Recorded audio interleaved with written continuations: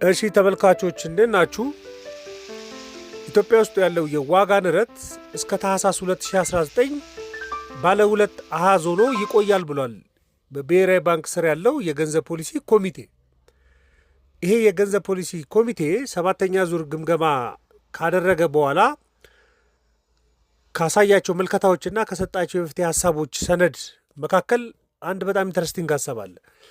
እሱም ባስቀመጠው ተንበያ መሰረት እስከ ታህሳስ 2019 ማለትም ለሚቀጥሉት ኦልሞስት 6 ወራቶች አሁን ያለው የዋጋ ንረት ሁለት አሃዝ ላይ ነው ያለው፣ በሁለት አሃዝ ይቆያል እያለ ነው።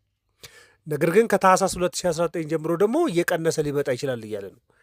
ይሄ ምን ማለት እንደሆነና እንዲቀንስ ምን ሊያደርግ ፕላን እንዳደረገ ደግሞ ዋጋ ንረት ለሚቀጥሉ 6 ወራቶች ደብል ዲጂት ላይ የሚቆይ ከሆነ ምን ማድረግ ይገባል በግለሰብ ደረጃ እንደ ቤተሰብ የሚለውን የተወሰነ ሀሳብ ልሰጣችሁ ፈልጌያለሁ። እንግዲህ ኢትዮጵያ ውስጥ የዋጋ ንረት ትልቅ ሆኖ ነው ረጅም ጊዜ የቆየው። ግን ብሔራዊ ባንክ የሚለው ምንድን ነው 2016 መጨረሻ ላይ ካደረግኩት ጥብቅ የሆነ የገንዘብ ሪፎርም በኋላ የገንዘብ ፖሊሲውን ጥብቅ ከማድረግ ጋር ተገናኝቶ ዋጋ ንረት በቁጥር እየቀነሰ ነበረ። ኢቨን ታህሳስ 2018 ላይ ወደ ነጠላ አሃዝ አምጥቼው ነበር 9.7 በመቶ ሆኖ ነበር እያለ ነው። ለዛ ደግሞ ዋናው ምክንያት ጥብቅ የሆነ የገንዘብ ፖሊሲ መተግበሬ፣ ምርታማነትን ለማሳደግ የሰሯቸው ስራዎችና መንግስት በቃ ሌሎች ከፍተኛ ገንዘብ ሰፕላይን የሚጨምሩ ምክንያቶችን በመቀነሱ ነው የሚል ነው። ነገር ግን ወደ ሚያዝያ 2018 ላይ 11.7 በመቶ ደረሰ እና ዋጋ ግሽበቱ እያገገመ መጣ። ይባስ ብሎ ደግሞ ግንቦት 2018 ላይ ወደ 13.4 በመቶ ደረሰ ማለት ነው። ወደ 5 በመቶኛ ጨምሮ እና የምግብ ቁሳቁስ ወደ 15 በመቶ ነው እየጨመሩ ያሉት። ምግብ ነክ ያልሆኑ ደግሞ ወደ 11.1 በመቶ ነው እየጨመሩ ያሉት። ለዚህ እንደ ምክንያት አይኤምኤፍም ይጠቅሳል። ግን ብሔራዊ ባንክ የሚጠቅሰው ምንድን ነው? የመካከለኛው ምስራቅ ላይ ያለው የጦርነት የነዳጅን ዋጋ በጣም ውድ ስላደረገው፣ ትራንስፖርት ሁኔታን በጣም ውድ ስላደረገው እሱ አቀጣጣይ ምክንያት ሆኖብኛል እያለ ነው። ግን ትንበያ ሰርቻለሁ። ትንበያ ስሰራ ይሄ ደብል ዲጂት እስከ ታህሳስ 2019 ድረስ እንደሚቀጥል አውቄያለሁ፣ ወይም ደግሞ ሊቆይ ይችላል። ከታህሳስ 2019 ጀምሮ ግን እየቀነሰ ይመጣል እያለ ነው። ለእሱ ምንድን ነው ማደርገው ብሎ ነው የሚያወጣው። አሁን ያወጣቸው 5 እዛ ሰነድ ላይ የተመለከታችኋቸው 5 የውሳኔ ሀሳቦች በሙሉ በጥቅሉ ዋጋ ንረትን ለመቀነስ የመጡ እንደሆኑ ማሰብ ትችላላችሁ። የመጀመሪያው ባንኮች ይሰጡ የነበረው ብድር ላይ 24 በመቶ የነበረባቸው ገደብ እንዲነሳ ተደርጓል። ገደቡ ተነስቷል። ገደቡ ተነስቶ ግን ዝም አላልኳቸውም። ወደ ወለድ ተመን ስርዓቱን የመጣሁት እሱንም ወደ 16 በመቶ አሳድጌያለሁ ብሏል። ምን ማለት ነው? ይሄ ብድር እንዲለቀቅና ርካሽ እንዲሆን ሳይሆን የሚያደርገው ብድር ውድ እንዲሆን ነው የሚያደርገው። ገንዘብ ፈሰስ አይደረግም ማለት ነው። እና ይሄ የገንዘብ አቅርቦትን ይቀንሳል። ስለዚህ ገደቡ ስለተነሳ ለአጭር ጊዜ ዋጋ ንረትን የሚያመጣ ሊመስል ይችላል። ነገር ግን ወዲያው ልቆጣጠር ያሰብኩት የወለድ ተመንን ነው። የወለድ ተመንን ስርዓትን ነው። እሱን ደግሞ ወደ 16% ከፍ አድርጌያለሁ። ስለዚህ መበደርን ውድ አድርጌዋለሁ። ስለዚህ ብዙ ገንዘብ ስለማይለቀቅ ዋጋ ንረቱ እየቀነሰ ሊመጣ ይችላል ነው። ሁለተኛው ባንኮች በጥንቃቄ እንዲያበድሩ እቅድ ይዣለሁ እያለ ነው። በሁለት መንገድ እቆጣጠራቸዋለሁ ባንኮች በጥንቃቄ እንዲያበድሩ ለማድረግ። የመጀመሪያው ጠቅላላ እያበደሩ ያሉ ጠቅላላ ከሚሰበስቡት ጥምርታው ጤነኛ ካልሆነ በስተቀር በነጠላ ለባንኮቹ አልፈቅድም። ጤነኛ ያልሆነ ባንክ አያበድርም እያለ ነው።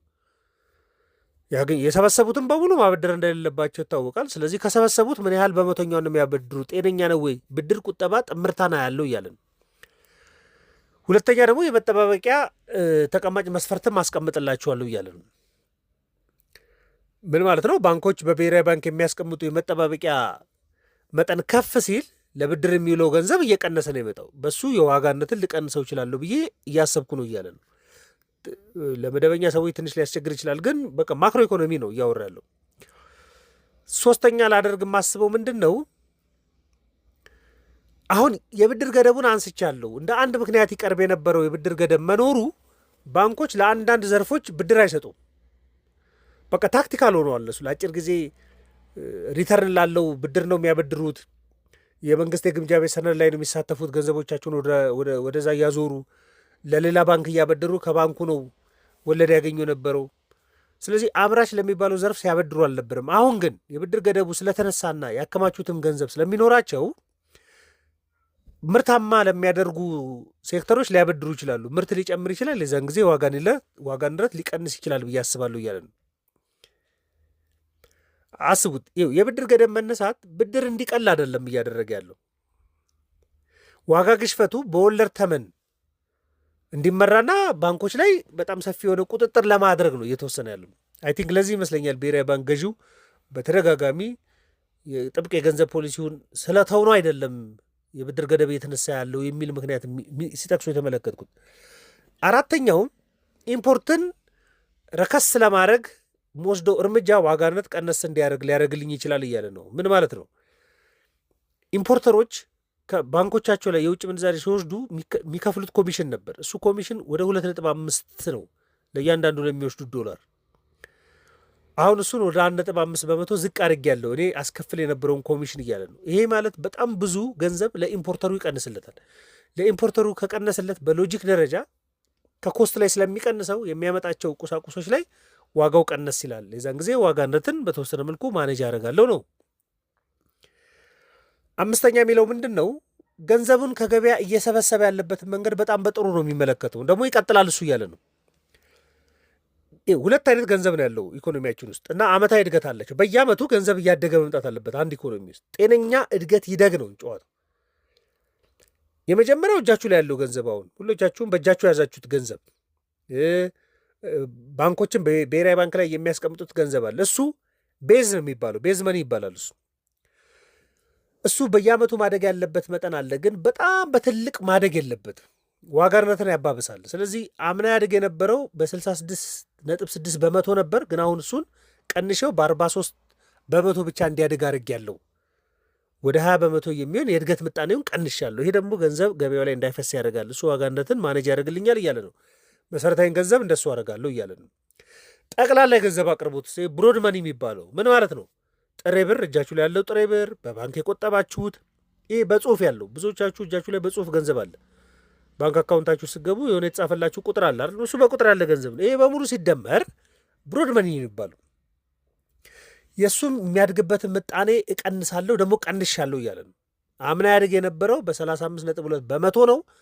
አሁን ግን በ32.7 በመቶ ብቻ እንዲያድግ ቢያንስ የእድገቱን ምጣኔ በ3 ከመቶ ቀነስ አድርጌዋለሁ። ይሄ ደግሞ ዋጋ ንረቱን ማኔጅድ እንዲሆን ያደርጋል ነው እያለ ያለው። ስድስተኛው የፊስካል የሚመስልም አንዳንድ ሀሳብ አለበት። በቃ ከብሔራዊ ባንክ ገንዘብ ሚኒስቴር መበደሩን አቁሟል። ስለዚህ ከብሔራዊ ባንክ አልበደርም፣ ስበደርም አልነበረም።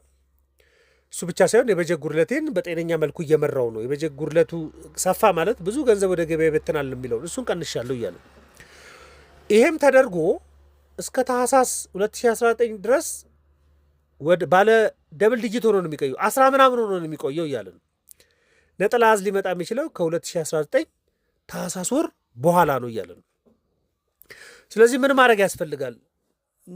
እንግዲህ ወቅቱንም ማሰብ አለባችሁ። እንደ ህዝብ እኔ ልሰጥ የምችለው ምክር ወቅቱንም ማሰብ ያስፈልጋል። ሐምሌ፣ ነሐሴ፣ መስከረም ኢትዮጵያ ውስጥ ከኢኮኖሚ ጋር ያላቸው ግንኙነት ትንሽ ለወጥ ያለ ነው። ምክንያቱም ሐምሌ፣ ነሐሴ፣ መስከረም የክረምት ወቅት ነው።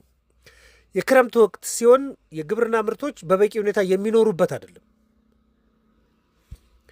በቂ ምርት የሚመረትበት አይደለም። አርሶ አደሩ ምርቱን በልቶ በጣም ኮንሱም የሚያደርግበት ወቅት ነው። ስለዚህ ደግሞ የሚመረትበት አይደለም፣ የሚዘራበት ወቅት ነው እንጂ። ስለዚህ የምርት መጠን መቀነሱ አይቀርም። አንደኛ ባለመኖሩ፣ ሁለተኛ ደግሞ መንገድ የራሱ ተጽዕኖ አለበት ከሚመረትበት ቦታ ወደ ገበያ የሚመጣበት። በዚህ ምክንያት ይሄ ወቅት ምርት ቢቀንስበት ነው። ደግሞ መስከረምን ካሰባችሁት፣ ነሐሴ መስከረምን ካሰባችሁት ደግሞ በዓለም ያለበት ነው፣ የትምህርት ወቅትም ነው። ሚሊዮን የሚሆኑ ወላጆች፣ ቤተሰቦች ፍጆታ ወጪዎቻቸው የሚጨምርበት ነው። ምግብ ነክ ያልሆነ ወጪ ማለት ነው፣ ለበዓል ለትምህርት የሚያስፈልግ ይሄ ነሐሴና መስከረም ያለው ምግብ ነክ ያልሆኑትን የዋጋ ንረት ከፍ ሊያደርገው ይችላል። አሁን ሐምሌ፣ ነሐሴ፣ መስከረም ክረምት መሆኑ ደግሞ የግብርና ምርትን ቀነስ ስለሚያደርገው ምግብ ነክ የሆኑትን ደግሞ ዋጋ ንረት ገፋ ሊጨምረው ደግሞ ይችላል። ስለዚህ ከብሔራዊ ባንክ ጋር ትንሽ የሚጣጣም አይነት ምክንያት ሊኖረው ይችላል። ስለዚህ የመጀመሪያው ከጥሬ ገንዘብ ላይ ያላችሁን ጥገኝነት ለመቀነስ መሞከር ነው። በባንክም ይሁን በእጃችሁም ይሁን ቫሊዩ ወዳለው ነገር ለመለወጥ መሞከር በጣም ያስፈልጋል። አትሊስት እንኳን ዋጋነቱ 14 በመቶ የሚሆን ከሆነ ከ14 በመቶ የተሻለ ሬት ልታገኙ የሚችሉባቸው ሁኔታዎች መፈለግ መጀመሪያ ማድረግ የሚያስፈልገው እሱ ነው ብዬ ነው የማምነው። ሁለተኛ በጣም ፓኒክ መሆን ሳይሆን ግን የፍጆታ እቃዎችን አስቀድሞ መያዝም ለአንዳንድ ቤተሰቦች ደግሞ አስፈላጊ ሊሆን ይችላል። ፕሬዲክት የሚደረገው ወደ ደብል ዲጂት የዋጋ ንረት ለሚቀጥሉት 5 እና 6 ወራቶች የሚቆይ ከሆነ የቤተሰቡ የፍጆታዎች ላይ የተወሰኑ ውሳኔዎችን ሊወስን ይችላል። ይህም መረጃ ለእናንተ አድሬስ ለማድረግ ነው። ማንኛውም ሀሳብ አስተያየት ካለ ልትልኩልኝ ልናወራበት እንችላለን። ለነበረን ቆይታ በሙሉ ከልብ አመሰግናለሁ። መልካም ቀን።